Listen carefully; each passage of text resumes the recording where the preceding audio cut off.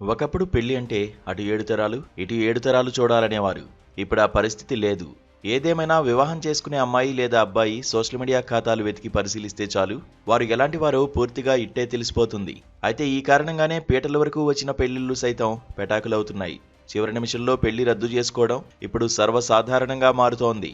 ఈ క్రమంలోనే మధ్యప్రదేశ్లోని ఇండోర్లో 40 రోజుల్లో 150 జంటలు తమ వివాహాలను రద్దు చేసుకున్నాయి.